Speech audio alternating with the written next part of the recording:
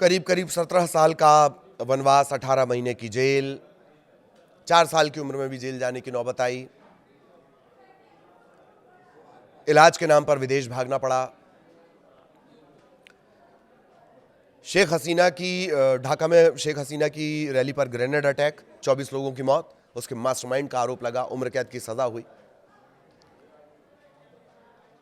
अस्थिरता का सामना कर रहे, जूझ रहे बांग्लादेश को अब उनसे उम्मीदें हैं। ऐसे तारिक रहमान के बारे में कुछ पॉइंट्स जिन पर चर्चा जरूर होनी चाहिए। 18 महीने वो जेल में भी रहे तारिक रहमान, और अब करीब करीब 35 साल बाद, 3 दशक बाद तारिक रहमान बांग्लादेश के प्रधानमंत्री लगभग ये तय है बनने वाले हैं। नए अध्याय की शुरुआत के तौर पर इसे देखा जा रहा है। तारिक रहमान पूर्व प्रधानमंत्री खालिदा जिया और पूर्व राष्ट्रपति जियाउर रहमान के बेटे हैं। 20 नवंबर 1965 ढाका में जन्म। 1971 में बांग्लादेश की आज़ादी की जंग के दौरान 4 साल के वो थे। 71 जब बांग्लादेश का जन्म हुआ, सिर्फ 4 साल के वो थे। कुछ समय के लिए उन्हें हिरासत में यानी जेल में रखा गया था। उनकी पार्टी बीएनपी उन्हें युद्ध के समय सबसे कम उम्र के बंदियों में शामिल बताकर सम्मानित भी करती रही है। जियाउर रहमान बीएनपी के संस्थापक रहे। खालिदा जिया 3 बार प्रधानमंत्री रहीं। 1991 में तारिक ने अपनी मां खालिदा जिया को प्रधानमंत्री बनाने में अहम भूमिका निभाई। 17 साल का निर्वासन भी इन्होंने झेला। इलाज के नाम पर ये गए थे, लेकिन डिजिटल तरीके से ये संबोधित करते रहे, एड्रेस करते रहे, कार्यकर्ताओं से लगातार संपर्क में रहे। तारिक रहमान पर दर्जनों आपराधिक मामले हैं, भ्रष्टाचार के मामले, 84 केस। सभी को इन सभी में उन्हें दोषी भी बताया गया। एक तरह से राजनीतिक तौर पर दबाने की कोशिश हुई। सैन्य समर्थित अंतरिम सरकार ने मार्च 2007 में तारिक को रातों रात गिरफ्तार भी कर लिया था। 2007 में जेल जाने के बाद यातनाएं झेली। 2008 में जमानत पर रिहा हुए और मेडिकल ट्रीटमेंट के बहाने लंदन चले गए और फिर 17 साल तक वहीं रहे।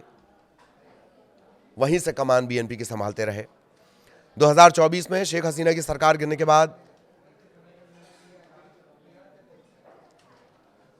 जो अभी पिछला घटनाक्रम रहा तख्ता पलट के बाद, 2026 की शुरुआत में ज्यादातर बड़े मामलों में उन्हें बरी कर दिया गया।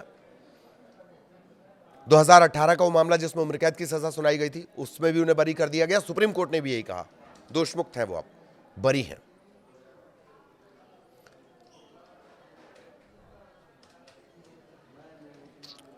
दो 208 सीटों पर बढ़त उनकी चल रही है और माना यह जा रहा है कि कल तारिक रहमान बांग्लादेश के प्रधानमंत्री पद की शपथ लेंगे 35 साल बाद। इसके बाद से लगातार जो वहां की सत्ता है उनमें या तो खालिदा जिया या शेख हसीना, इनका वर्चस्व रहा। 1988 में जफर साहब के प्रधानमंत्री बनने के बाद से कोई पुरुष प्रधानमंत्री नहीं रहा। यही दो जो महिलाएं हैं उनके पास ये सत्ता रही और अब तारिक रहमान प्रधानमंत्री बनने जा रहे हैं। आरोप उन पर भी लगे। जब उनकी मां खालिदा जिया 2001 में तीसरी बार सत्ता में आई तो तारिक पार्टी के प्रभावशाली पार्टी में उनका जो वर्चस्व है वो बढ़ता गया। ढाका के हवा भवन को उनके नाम से जोड़ा गया। पार्टी के फैसले होते थे।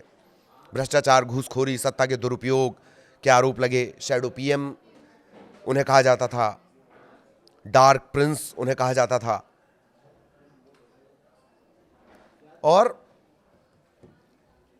इस तरह का बड़ा दिलचस्प सफर रहा है। 1971 में, जैसे हमने आपको बताया था, 1971 में जब बांग्लादेश का जन्म हुआ, एक तरह से पाकिस्तान से अलग हुआ बांग्लादेश, तब उनकी उम्र 4 साल थी। तब उन्हें भी हिरासत में लिया गया था। तो बीएनपी के लोग बड़ा बढ़ा चढ़ाकर इसको बताते हैं। तो सारी चीजें हैं। ये तारिक रहमान, उनका अपना एक अलग किरदार है और बांग्लादेश की बेहतरी के लिए वो अपने किरदार का किस तरह इस्तेमाल करते, इस पर सबकी नजरें हैं। नमस्कार।